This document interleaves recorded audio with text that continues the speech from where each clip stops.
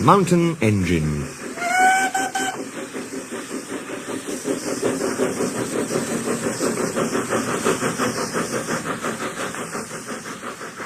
Sir Handel had had a bad day. The old coaches, Agnes, Ruth, Lucy, Jemima and Beatrice, had been awkward. They'd made him slip to a standstill twice. He was furious. "Those cattle trucks should be scrapped," he fumed. Skarloey was shocked. "I won't have it," he protested. "Those old dears need kindness, not bad names." "Exactly so," agreed Rheneas. He winked at Skarloey. "You be thankful, Sir Handel, that we're not a mountain railway." "A mountain railway? What's that?" "A railway which climbs mountains, of course." "But it can't," said Sir Handel. "Its engine's wheels would slip." "But it can," said Rheneas firmly. "We've heard of one quite near here." "It can't." "It can." A noisy argument started just as Donald shunted a flat truck to the siding nearby. On the truck was a queer-looking engine. He had 6 small wheels and a stovepipe chimney. His boiler was tilted downwards, and his cylinders were back to front. "Whisht!" whispered Donald hoarsely. "Dinna wake the wee engine. It's tired he is. He's away back from England after being mended. You ken how it is." "We understand, but who is he?" "He's called Culdee. Out on the mountain his railway climbs." "Well, did you ever!" exclaimed the 2 old engines. They looked at Sir Handel and chuckled. "I don't believe it," said Sir Handel. "Och, you'd best ask him yourself. Then maybe you'll learn it's the truth I've been telling ye." Donald puffed away, offended. Culdee woke to find the engines gazing at him. "Where am I?" he asked. They told him. "That's good," he said. "I'm nearly home now." "Do you really climb mountains?" asked Skarloey. "I've done it for years." "You must be clever. We couldn't. Our wheels would slip." "I'm not really clever," laughed Culdee. "I was just drawn like that." "Like what?" "With pinion wheels on my driving axles. They have teeth, you see, which fit into a rack rail. I can't slip, however steep the line is." "That," said Rheneas, "must help you going up. But if your line is so steep, aren't you frightened coming down?" "Why? We have good brakes." "Coaches," went on Rheneas, "are sometimes silly and try to push us downhill. Some engines find it hard to stop 'em." Sir Handel blushed and looked at his buffers. "Our coaches," answered Culdee, "are never silly like that. They know such tricks are dangerous. I've never had that sort of accident.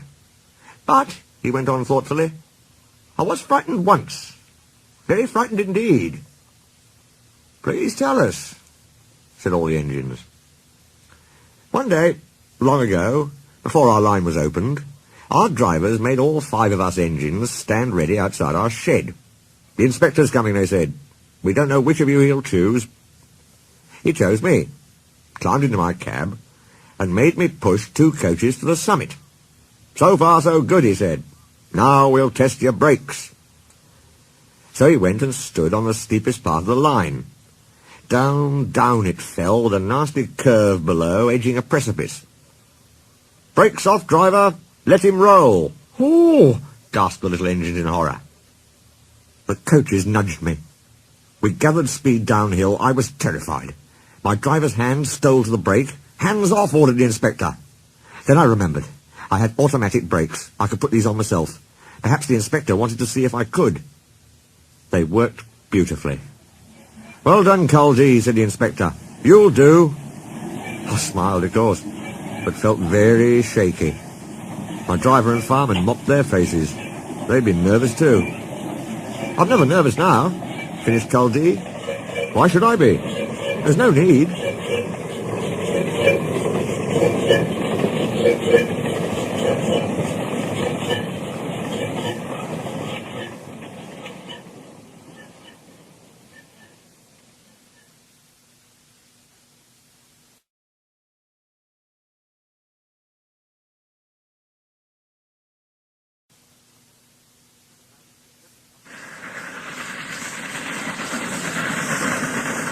bad lookout.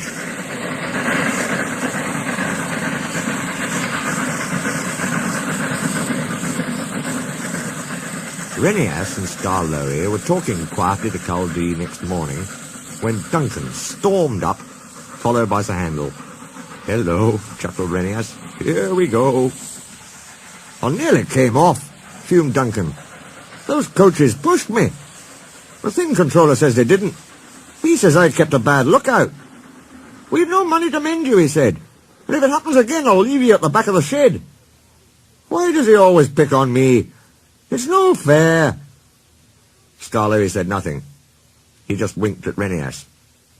"As you were saying, Culdee," remarked Rheneas, "you had 2 coaches on your trial trip. Do you ever take more? Now our line is so steep that we're only allowed 1. We each have our own. Mine's called Catherine. I know her well. That's most important." "Why?" asked Sir Handel. "They're only coaches." "Ours," said Culdee, "are something more. You pull your coaches, and you can see ahead. We push ours up, so we can't see. They watch the line for us. The guard watches too, of course, but Catherine's so clever that I know at once if anything is wrong." "That must take a load off your mind," said Skarloey. Culdee smiled. "But not off my buffers. Climbing's hard work, and needs a lot of steam. My farmer and I have a tiring time. Coming down," he went on, "it's different. Catherine and I just roll. We need no steam for that." Sir Handel sighed enviously. "Ah, I should like that," he said.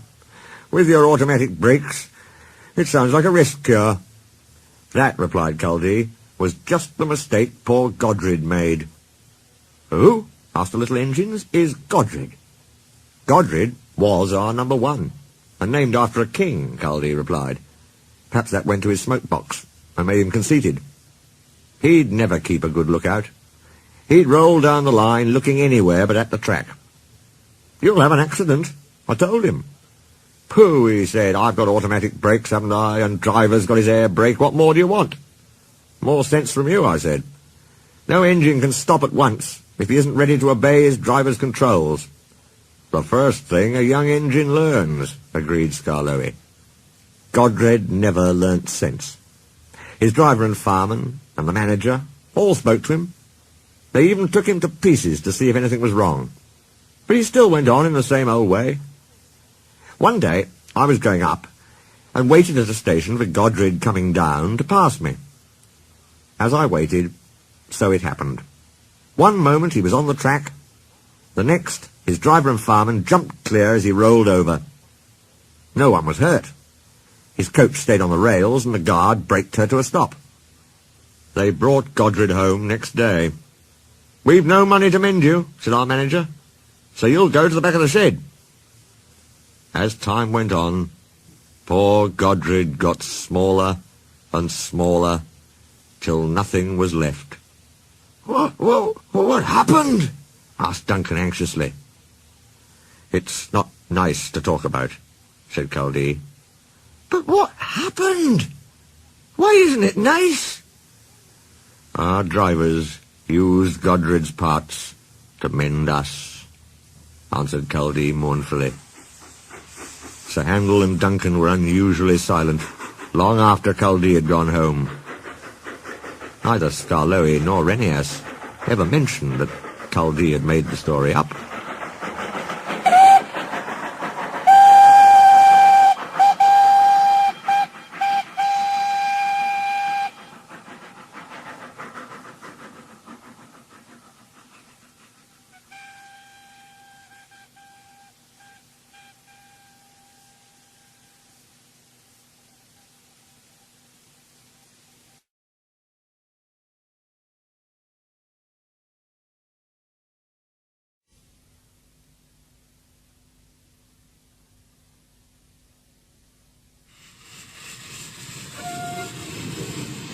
Danger points.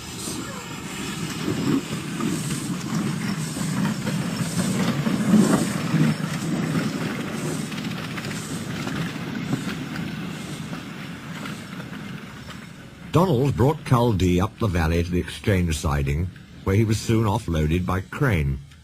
His driver and fireman and the manager were there. They all said goodbye and thank you to Donald.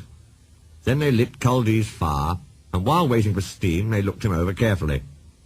A very good job, they said at last. Culdee sizzled happily. It's lovely to be at home, and in steam again, he said. I'm longing to have a run with Catherine. Come on, then, said his driver, and they trundled to the shed. Catherine was pleased to see him, and they went for a short run. I've had to go with Lord Harry lately, she said. He takes risks and frightens me. When I warn him, he laughs. Never mind, comforted Culdee. It'll be all right now. Later he met two old friends, Ernest, number 2, and Wilfrid, number 3. After some happy gossip, Culdee asked, Who is Lord Harry? He's one of the new engines, they said, who came while you were away. He's number 6. Alaric and Eric are 7 and 8. They're nice, quiet engines. But old Harry's a terror. Next afternoon, Lord Harry rolled by with a reluctant coach on his way to the platform. Stupid things, he grumbled. They're all scared of coming with me. You're too reckless, said Culdee. That's why. Rubbish. I'm up to date, that's all. I can go twice your speed in perfect safety. All the same, we don't take such risks on mountain railways. There's no risk. Why, with my superheat... Oh, interrupted Culdee. It's superheat, is it? I'd have said it was conceit myself. Lord Harry snorted furiously away. Oh, screamed the coach as her wheels ground on the curves. Be careful. Pooh, snorted Lord Harry. I like things to be exciting. Every wise mountain engine knows that you do not take risks, and that points must be taken slowly, for there the rack rail can have no guards.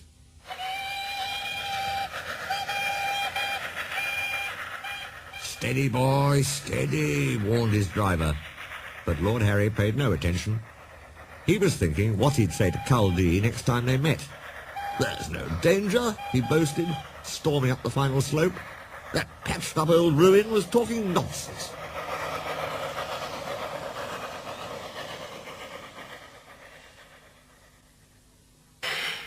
The telephone rang in the shed, and Culdee's crew were joined by the manager. Lord Harry's off at Summit, he said. We shall have to go and put things right. So they collected some workmen and the tool van and set out at once.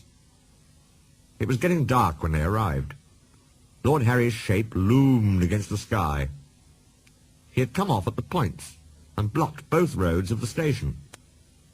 Wilfrid was there with his coach, unable to start his journey down. The passengers buzzed around Lord Harry like angry bees. He was feeling harassed. The manager pacified the passengers, while Culdee buffered up behind to take the strain when the men levered the engine's front wheels onto the rails. Wilfrid, he called, who is this wreck? It's Lord Harry, didn't you know? It looks like old Harry. It's fat as old Harry. But of course it can't be old Harry. Why ever not? You see, old Harry's an up-to-date engine. He can go twice our speed in perfect safety. Tee-hee-hee-hee, tittered the coaches. Lord Harry seethed in silence. They pushed Lord Harry out of the way and took the passengers home. Then Culdee helped him back to the shed. It was that coach, sir, blustered Lord Harry. She never... No tales, said the manager sharply. It was your fault, and you know it. You upset our passengers and damaged yourself by taking risks. We cannot have that on our mountain railway. But, sir, that is enough. You will stay in the shed till we have decided what to do with you. He turned and walked sternly away.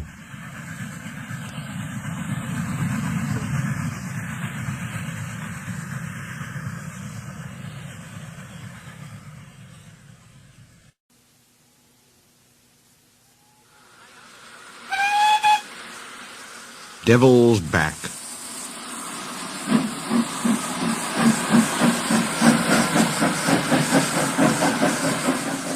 As a punishment, they took Lord Harry's name away, and put him at the back of the shed.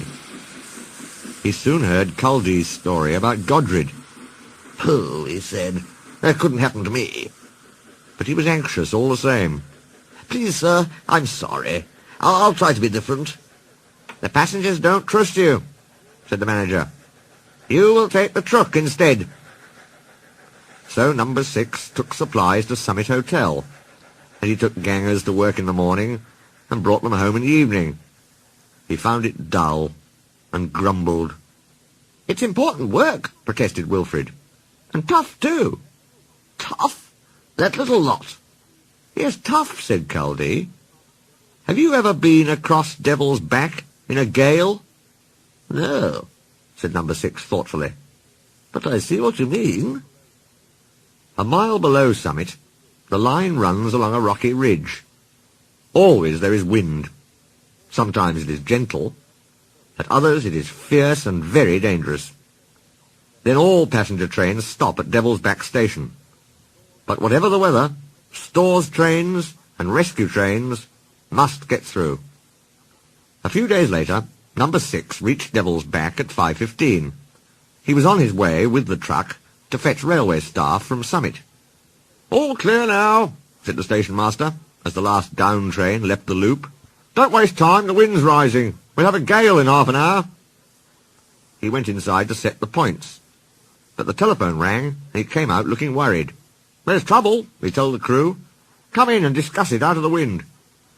They filled the truck's big tank with water, and sandbags ballasted the van. The wind whistled round them as they worked. "What is all this?" asked number 6. "There's been a climbing accident," explained his driver. "Culdee and Catherine are bringing up a doctor and a rescue team. But Catherine's too light to stand this gale, so we'll go up ourselves. The water and the sandbags will steady us, and if you can keep going, we have a good chance of getting through. Can you do it?" "I'll have a jolly good try," said number 6. When Culdee arrived, the doctor and the rescue team changed trains. The manager was there too. "Splendid," he said, when he saw the preparations. "Now, number 6, it's up to you." The guard signalled the driver, and they were off. "A real job at last," crowed number 6 exultantly. "Now I'll show 'em. Now I'll show 'em." Leaving the shelter of the station, the full force of the gale struck him like a blow. Culdee and Catherine saw him waver. "Go it! Go it!" they yelled. Number 6 heard them for a moment. The next he was battling on alone. He didn't feel so brave now. All he wanted was to get out of the vicious, stinging, icy wind, which seemed to come at him from all directions. The truck lurched and swayed as the wind tore at it. It whimpered and groaned as though in pain. "She wants to go back," thought number 6, "and so do I, but we can't. The manager's relying on me to save those climbers. We must go through. We must. We must." Slowly, doggedly he struggled on, till in shelter again on the other side, they climbed the final steep ascent and rolled triumphant into Summit Station. They brought the climbers safely down, and an ambulance whisked them to hospital. Next morning their leader came to say thank you. "My friend Patrick," he said, "hurt himself helping me, but he's mending now thanks to you and your brave engine. We'd all be proud if you'd call him Patrick too." The manager smiled. "Well, number 6, would you like that?" he asked. "Oh, sir, yes, please." Patrick and the others are all good friends. He is still brave, still ready to take risks when needed, but he knows now that it is stupid to take them just for the sake of showing off.